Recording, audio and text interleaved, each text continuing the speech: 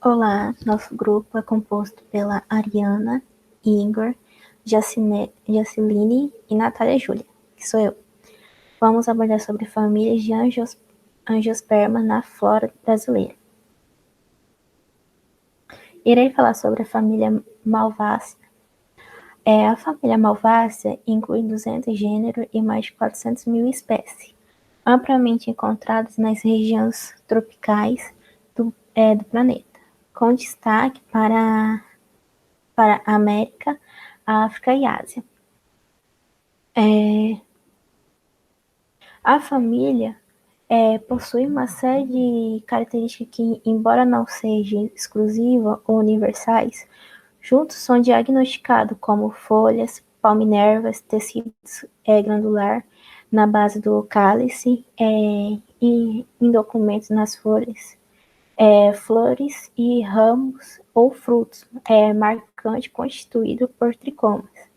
A forma que essa família, a planta se encontra, que pode ser encontrada, é através de arbusto, árvore, erva, liana, trepadeira e subarbusto. A partir dos estudos baseados em dados moleculares, associados com dados morfológicos, anatômicos e biogeográficos, foram apresentadas as espécies Bombaceaceae, Esterculiaceae e Tiliaceae, como grupos parefiléticos, sendo apenas a Malvácea, quer dizer, um grupo monoféticos, com a base de resultados. A inclusão da Bombovácea, Tiliácea e Esterculiácea na Malvácea foi sugerida mantendo cada um no nível de subfamília dessas três espécies. Essa proposta foi amplamente aceita e é utilizada até hoje. Na imagem aqui podemos ver o que eu coloquei de exemplo. Na primeira imagem é uma Esterculiácea. Na segunda, na primeira não sei o nome realmente popular dessa planta. Na segunda é uma Tiliácea. Ali podemos verificar que é um cacau, e outra aquele que faz corante vermelho, que a gente pode amassar e fazer corante nele. E o terceiro é Bombacácea.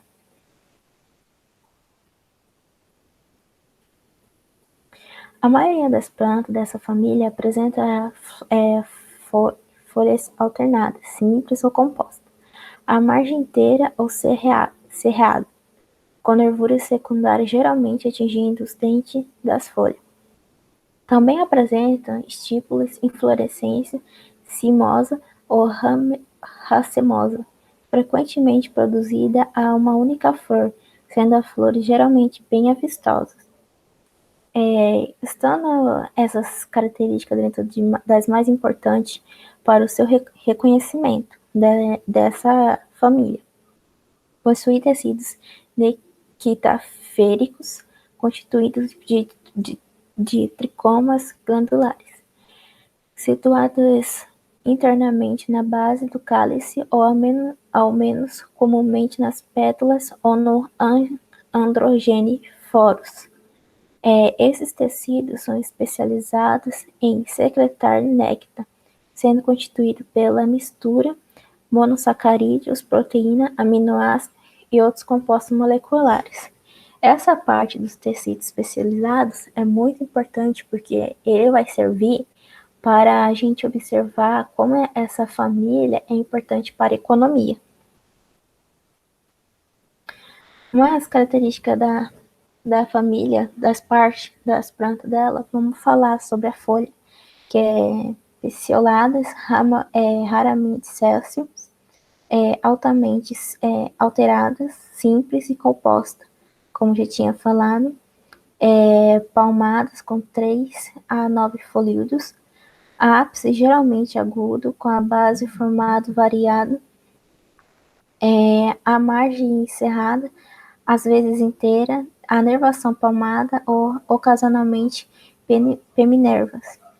Há flores pentameras hipógenas, usualmente actinomorfas, pétalas livres, adanadas à base de um tubo, às vezes ausente, podendo ser diferenciadas a unha lâminas e estames numerosos que ela contém, disposto sobre um angio, an, androgirófilos, desculpa, outro tubo estaminal curto ou alongado, parcialmente totalmente concrescidos.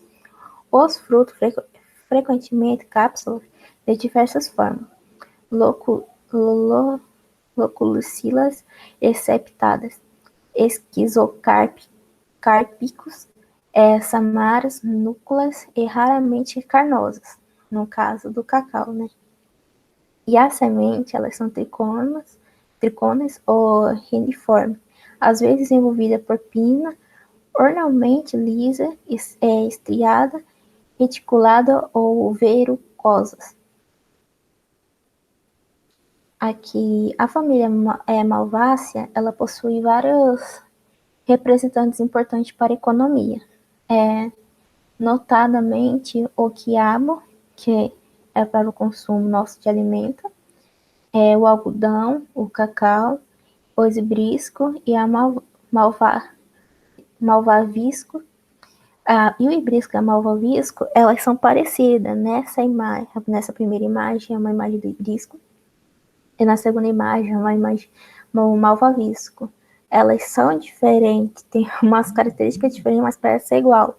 Eu dei uma pesquisada nisso, porque num artigo que eu li, eu observei que sem ser algodão, cacau ou quiabo, os outros tipos, eles de planta, eles são utilizados bastante como pode-se dizer, para medicina, voltado para a indústria medicinal. Ou barrigudas, que são da família Bombabacoideas. No Brasil, essa família é encontrada em todos os seus domínios fitogeográficos, como de diferentes gêneros trópicos, de diferentes regiões e vegetação. Aqui no Brasil, os gêneros, eles contêm 80 espécies de gênero, quer dizer, contém gênero, espécie 840, subespécie 7 e variedade 11. Isso eles podem ser encontrados em qualquer região do Brasil. Olá, hoje estarei falando um pouquinho aí sobre a família Ciperácea, né? Essa família aí é uma das espécies que mais se destaca, seria a tiririca. E para nós, futuros agrônomos, essa tiririca estaria representada ao grupo de plantas daninhas, né? Aí do meio agrícola. Essas plantas daninhas da família Ciperácea, ela tem distribuição cosmopolita. O que significaria isso? Nada mais é que ela pode ser encontrada aí praticamente em qualquer lugar do mundo. Ela está bem distribuída aí. A tiririca causa aí grandes prejuízos nas lavouras. A tiririca também, apesar dela ser considerada uma das espécies mais nocivas e disseminadas no mundo, né? Ela pode aí a sua reprodução e a sua disseminação é rápida, além de ser uma das espécies mais difíceis de ser controladas aí no campo. Ela pode ser encontrada aí em culturas anuais e perenes em diversos tipos de solo, apesar de que a tiririca ela tem preferência aí a lugares mais úmidos, a local sombreados, área aberta. No entanto, isso não significa que não podemos encontrar ela em outros tipos de solo, né? Outros tipos de locais. Ela pode ser também representada por mais de 120 gêneros, né, e mais de 1.500 espécies. Só que no Brasil, ela sai aproximadamente de 500 a 600 espécies, né, que se encontra aqui, e aproximadamente 45 gêneros. As principais espécies aí seria a Cíperos, Fimbrilistes, Bupolistes, Fuirena, Risópora e Esclária, né? Essa família também, elas geralmente são plantas promovidas de caules subterrâneos do tipo rizoma ou bulbos, né? Como podemos observar aqui nessa imagem. Ela tem a capacidade de originar partes aéreas constituídas aí por folhas e escapos florais. Dá para ver perfeitamente o exemplo. Essas folhas também podem ser aí lineares, normalmente formam uma roseta, né, na sua base. Ó, uma roseta na sua base. Os escapos podem ser trígonos, arredondados e também pode ser achatados. Isso vai depender muito das espécies, né? A família também, as suas flores, elas podem ser aí reunidas por espigas, no entanto, são pequenas, né? Aparentemente de coloração verdeada, marrom, vermelha. As plantas da família Ciperácea também pode formar frutos e sementes viáveis, mas em algumas espécies a sua propagação vegetativa pode ser por fragmento, né, das estruturas subterrâneas, e sua disseminação assim é mais facilitada. Aqui eu coloquei alguns exemplos de algumas das famílias, né, das principais espécies pertencentes a essa família, na verdade. Como podemos observar, essa daqui, a primeira, que seria a Ciperos de formas mais conhecida aí popularmente como tresquina, tiririca do brejo, ela é bem conhecida. Essa família, ela no Brasil, ela tem uma maior dificuldade no seu controle, porque ela é resistente a vários tipos de herbicidas, né? Aí também temos a Ciperos esculoides, que é mais conhecida aí particularmente como tiririca amarela, tiririca mansa, tiriricão. Aí temos o exemplo também da Ciperos distans, que seria aí, seu nome popular seria junça, juquinha, tiririca. Normalmente elas têm um nome popular bem parecidos, né? A Ciperas fluns, também conhecida como os três quinas, tiririca, juquinho, enfim. Aqui também temos outros exemplos de família, que seria mais conhecida aqui na parte do Brasil. A Ciperos ermos, também conhecida como junça, juquinha. Aí temos a Ciperos adoratus, capim de, nome popularmente conhecido, capim de cheiro, chufa, junça, né? Pelo de sapo, tiriricão. Também temos essa daqui, a Ciperos iria. Ela também seria um dos exemplos que mais temos dificuldade para poder controlar com herbicidas aqui no Brasil, principalmente na região do Centro-Oeste, isso é comprovado. Também temos esse outro exemplo, a tiririca vermelha, a tiririca de três quinas, né, que seria a Ciperos rotutus. Aqui temos já essa daqui também, são 3 exemplos, né, que eu consegui encontrar aí, que no Brasil tem maior dificuldade para fazer o controle com herbicida. E essa daqui seria uma delas, a Fimbristilus miláceo, que seria aí conhecida popularmente como falso cominho, pelunco, cominhão, enfim. Essa daí nós temos uma maior dificuldade também para controlar com herbicida, né, com produtos químicos aqui no Brasil. Também temos esses exemplos aqui, que aqui tem uma florzinha, né, capim estrela, capim tiririca branca, enfim. O controle mecânico, né, com as enxadas ou roçadeiras, contribui aí para maior disseminação dessas plantas, né? Porque nada mais que ela faz essa quebra dos rizomas, né?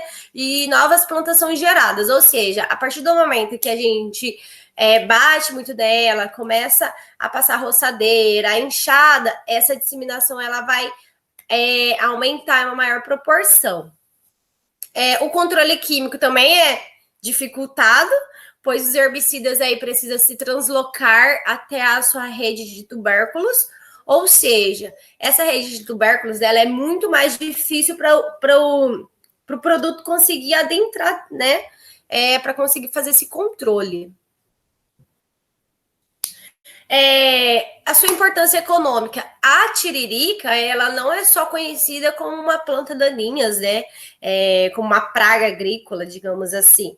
Mas pela beleza dela, em muitos lugares, ela se torna aí ornamentais, né? Essas plantas são aí apropriadas também para composições para paisagismo, junto às margens de espelho, né, d'água, como podemos observar aqui, de lagos, enfim.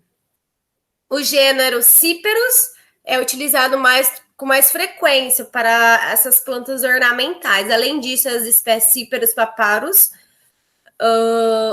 era utilizado também antigamente pelos egípcios como para fazer papel, né? Eles faziam o processo e tornavam isso através desse processo tudo iria se formar um papel naquela época, né? Muito tempo atrás. E outras espécies como Cyperas rotundus, aí é uma praga agrícola. Não só ela, como diversas, né? A gente pode, né, concluir que, então, melhor sobre as principais características das plantas daninhas e quais as principais espécies, que foram as que eu citei, as principais aqui no Brasil. O conhecimento da biologia dessas espécies de plantas daninhas nos auxilia o quê? A tomada de decisão. Principalmente quem já trabalhou em campo vai entender isso. Não é porque tem X plantas daninhas no campo que você precisa entrar com controle. Isso vai depender muito. Então, assim, a gente conhecendo a espécie, não só da tiririca, como algumas outras, aí sim nós podemos tomar a partida para fazer essa tomada de decisão, né? Para começar esse controle. E já no caso das plantas daninhas conhecidas por tiriricas, o controle é ainda mais difícil. Como eu falei, é muito difícil entrar, o produto conseguir adentrar pelos tubérculos, né? Pois a maioria dessas espécies tem reprodução por semente, rizoma, bulbos e tubérculos. Então, enfim. Como essa planta daninhas a sua disseminação é muito fácil, é muito mais rápida a sua propagação. Quando você vai tentar controlar, já foi, né? Já está o seu campo todo infestado.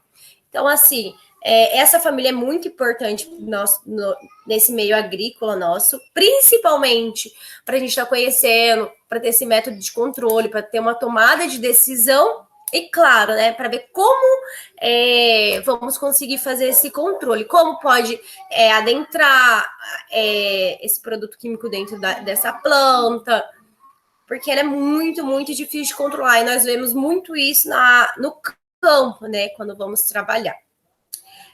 Eu tentei falar um pouquinho, tem muita coisa para falar, porque isso aí, querendo, é uma praga, né, de plantas daninhas, mas o principal em si seria isso.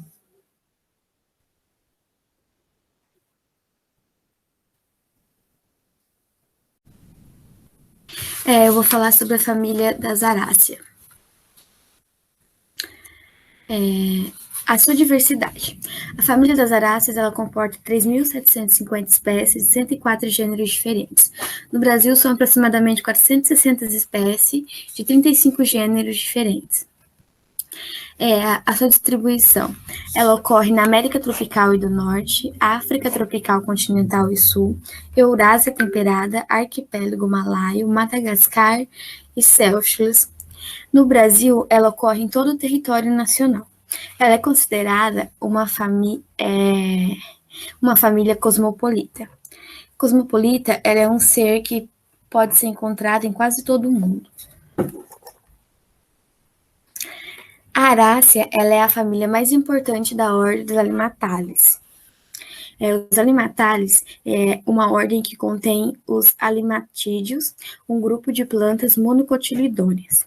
As monocotilidôneas, elas são um grupo de seres de angiospermicas que se caracteriza taxonomicamente na botânica como categoria de plantas, cujo embrião tem tipicamente um só cotiledone, raiz fasciculada e folhas paralelinerviadas. Aí aqui também fala que ela é formada por espécies herbáceas terrestres de formas arbustivas, como a gente pode observar aqui na imagem. Outros hábitos ascendentes, repitantes ou escadentes, eles apresentam raízes aéreas adventícias que surgem ao longo do caule. Aí aqui eu de uma passada meio por cima, né, aqui nas herbáceas terrestres de formas arbustivas, as ervas ou plantas herbáceas, elas foram, na maior parte das vezes, definidas em duas formas. Plantas de caule macio e maleável, normalmente rasteiro, sem a presença de lignina, podendo geralmente ser cortado apenas com a unha. Se a gente relar nela assim, a gente pode conseguir cortar ela só com a unha. Ou seja, ela tem um caule bem fininho. Aqui, outros hábitos descendentes, repitantes ou escadentes, na descrição e classificação botânica, uma planta escadente ou escadente é uma espécie cujos caules eles mais alongados e são incapazes de se sustentarem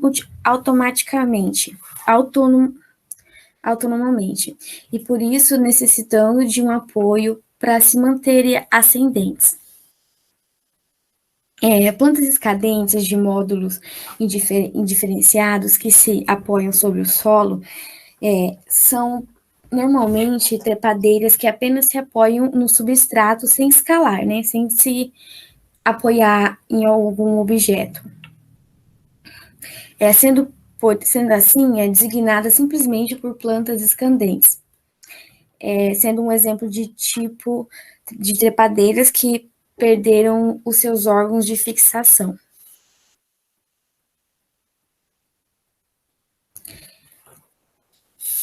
Aqui, as raízes aéreas advências que surgem ao longo do caule. As advências, elas são chamadas de fasciculadas, ou ainda de cabeleiras, né, que a gente pode observar aqui na imagem. São raízes finas que surgem a partir do caule, sem a presença de uma raiz primária. Esse tipo de raiz, ela não se aprofunda no solo. Ela forma uma espécie de rede com raízes dos vegetais mais próximos, né? Ela se apoia nos vegetais que estiver à sua volta. Algumas espécies vivem totalmente submersas na água, enquanto outras mantêm-se apenas suas raízes de caules embaixo da água. Algumas ficam totalmente submersas, outras não.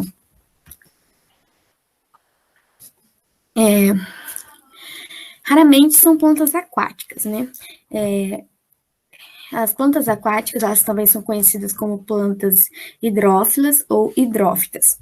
São aquelas plantas que possuem a capacidade de viver em ambientes aquáticos ou com grande quantidade de umidade, né? Depende, elas podem ser totalmente submersas ou não. Algumas espécies, elas vivem totalmente submersas na água, né? Que nem eu falei. Aí suas folhas são peculiosas, geralmente grandes, inteiras, recortadas ou lobadas, como a gente pode aqui estar observando na imagenzinha aqui ao lado. Aqui a gente vê que as folhas são picoleadas, geralmente grandes, inteiras, recortadas ou lobadas, com inserção alterna. Aqui a gente tem outro exemplo de imagem que a gente pode estar observando. Folhas recortadas ou lobadas, com inserção alterna, de estica ou espiraladas. A gente pode observar aqui na imagem que a folha está toda picotadinha, cortadinha, por isso que são recortadas, aqui o nome é lobadas.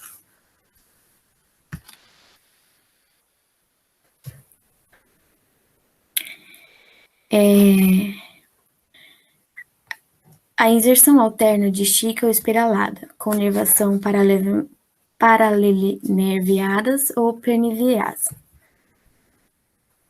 Aqui, o peicolo é o eixo que sustenta a folha e serve para unir a lâmina foliar ou caule. As folhas podem ser classificadas quanto à posição do peicolo. Peicolada, quando o peicolo está presente na planta. Quando o peicolo está presente na planta, ela pode ser considerada peicolada.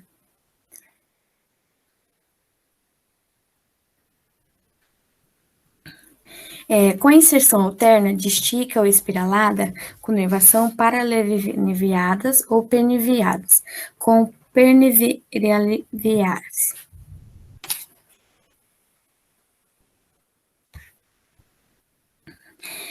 As nervuras, nervação paralenerviais aqui, né, na 12. As nervuras principais ocorrem paralelas entre si ao longo da folha, desde o extremo basal até o distal, sem anastomoses, mas apenas unidas por vezes por venúlas comissurais. As folhas paralenerviais são típicas de Lilopsodole, as monocotiledôneas.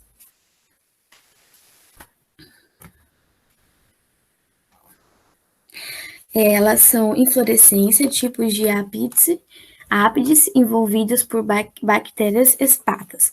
Quase sempre vistosas nas cores branca, amarela, vermelha, rosa, varia as cores delas. Com flores agrupadas na ápice. C6 e insignificantes, bissexuais ou assexuadas. Elas são bissexuais ou assexuadas. Elas são frequentemente em plantas de monóicas, actinomorfas, monoclamídeas ou aclamídeas. O cálice de 4 a 8 sépalas, gasmocépalo ou disacépalo. E perfuração imbricada ou valvar. Cálice de 4 a 8 sépalas, que nem foi dito aqui no outro anterior. Estames, em números bem variados. Eles são de 12 livres ou unidos entre si. Anteras rimosas ou poricidas, garmo capilar, ovário suspero. Lóculos, lisúneos plurivolados. Placentação axial. E são frutos tipo baga. Como a gente pode estar aqui observando na imagem, ela tem esse formato parecido um pouco com o do milho, né? Aí raramente dupla, às vezes formando um circarpo.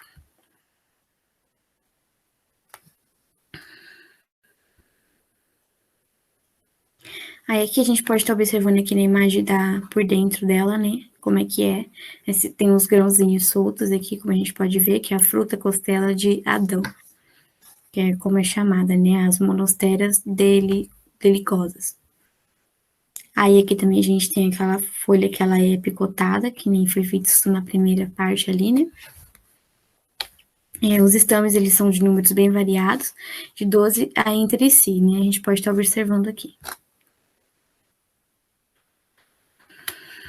As inflorescências da araçaí, elas são polinizadas por muitos grupos de insetos, especialmente por coleópteros, moscas e abelhas. A dispersão das bagas verdes, abas brilhantemente coloridas e hiperveementes, efetuada por aves ou mamíferos. As inflorescências já saem.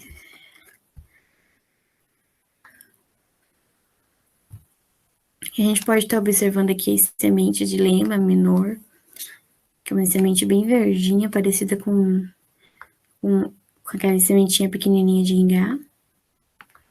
Aí aqui a gente tem algumas espécies pioneiras, que é a alface de água, que essa florzinha aqui é parecida com uma suculenta, se a gente for observar.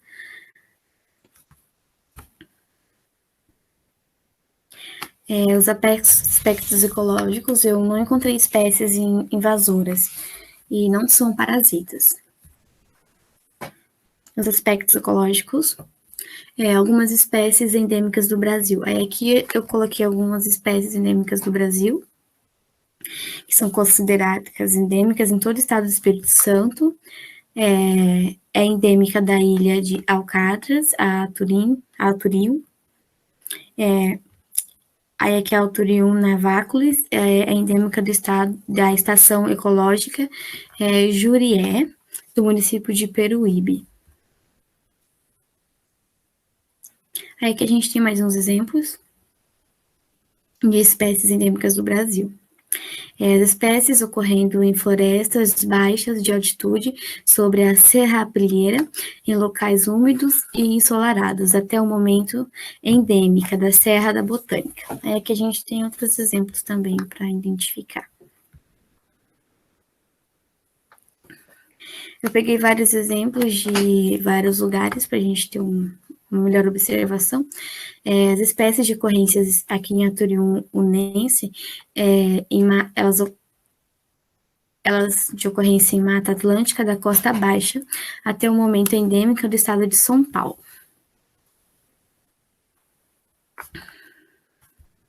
E aqui a gente tem mais alguns exemplos. Elas possuem várias espécies que têm um forte valor econômico, por exemplo, a monstera deliciosa. Pode ser usada tanto como ornamental ou alimentícia. Aí tem a aglonema, uso paisagístico, holocásia, uso paisagístico também, como as outras duas abaixo. Aí a gente tem outras aqui com aspecto econômico, também são muito importantes porque tem no uso medicinal, que são utilizadas como emolientes e para fins aftamínicos. O decoto das folhas frescas é utilizado contra inflamações, especialmente hemorroidas, enquanto que o pó das folhas é usado no tratamento de sífilis, de várias doenças aí que está presente na população. As monotrichárdias liníferas, também de uso medicinal, essa espécie é usada na medicina tradicional por sua propriedade cicatrizante, né? Ela ajuda na cicatrização. E a família que inclui as múltiplas espécies de interesses econômicos para a população alimentar, como o taro ou inhame, como plantas ornamentais e como plantas medicinais. Aí aqui minhas referências bibliográficas, esse foi o meu trabalho. Bom dia a todos, eu sou o Igor, eu vou explicar um pouco sobre a minha família, que é a Solanácea.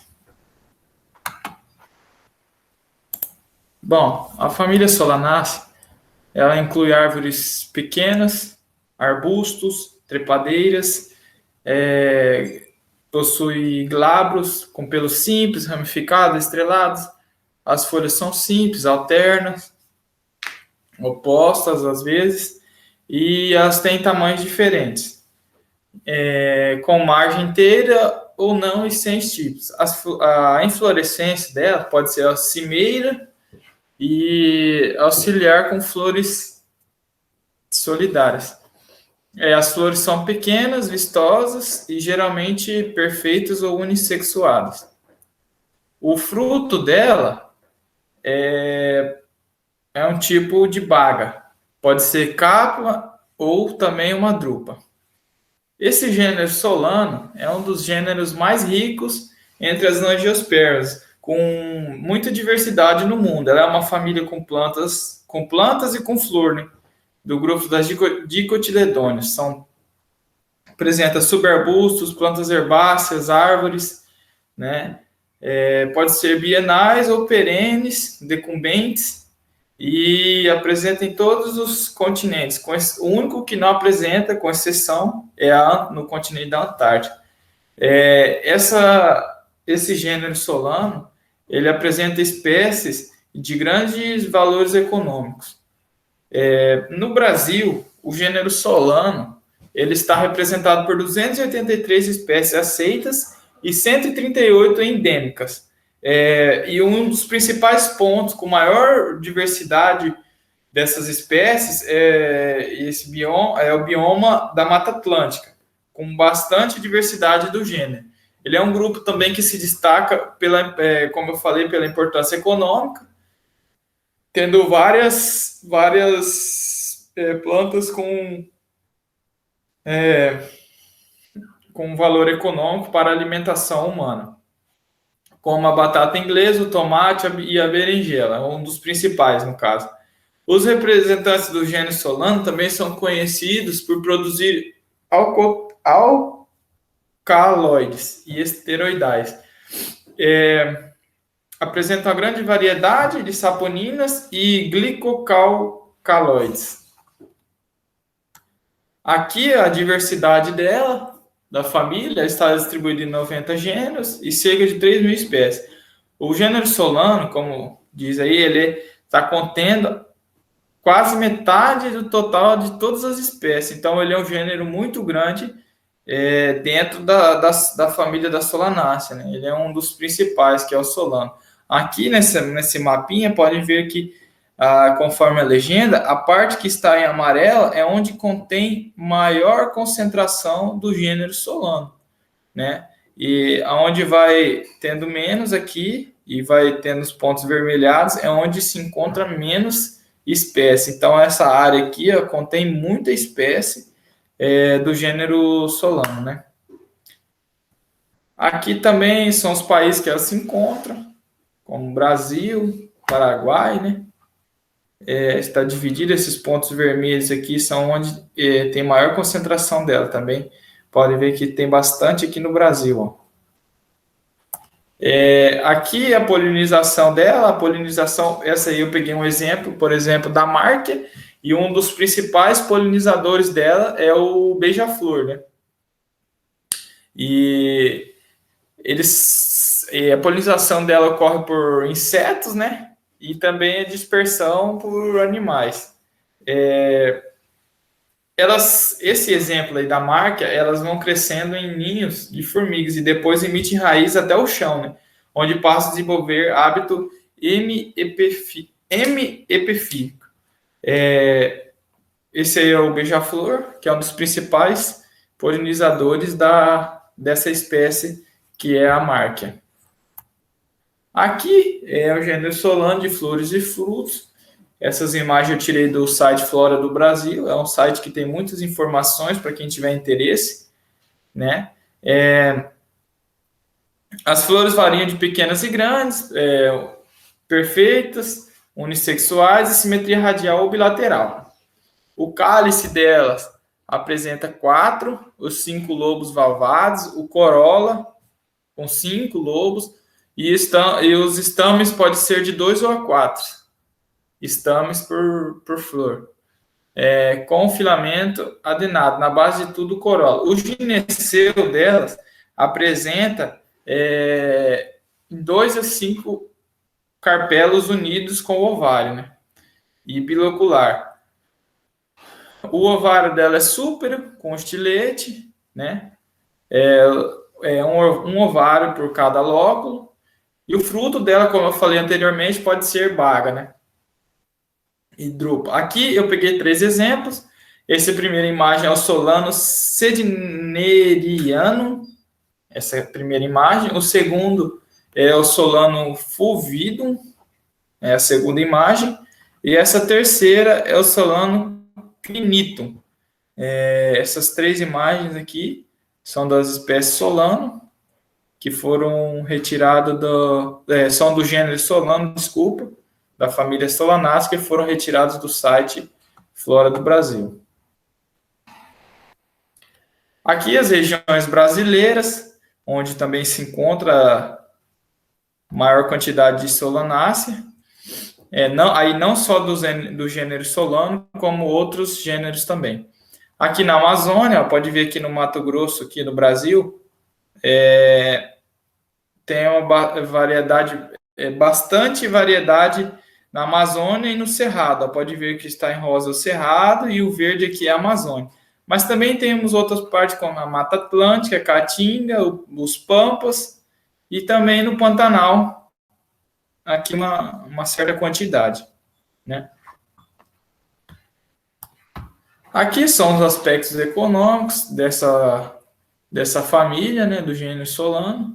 Eles são importantes para a economia do setor de alimentos, graças aos seus integrantes. E aqui temos exemplos do tomate, a berinjela e a batata, que são apenas alguns exemplos dos que são comercializados hoje. Então, essa espécie, essa família Solanaceae, ela contém uma diversidade muito grande, desde árvores, arbustos, até árvores frutíferas, no caso, que são essas aí que eu apresentei. Esses aí são apenas alguns exemplos delas, né? Então, ela se destaca bastante também pelos seus aspectos econômicos, como essas espécies aí de frutíferas que preenchem a mesa, né, de todos nós aí os brasileiros. Aqui são as referências, de onde eu tirei todas essas informações.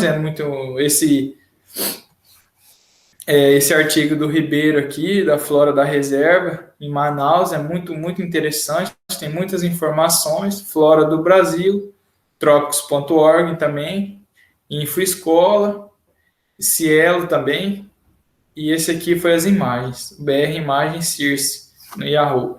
Então, são sites que, para quem tem interesse, de bastante importância, e foi de muito aprendizado essa pesquisa sobre a Solanaceae, deu para fixar bastante coisa, e recomendo para quem tiver interesse em pesquisar mais. Muito obrigado.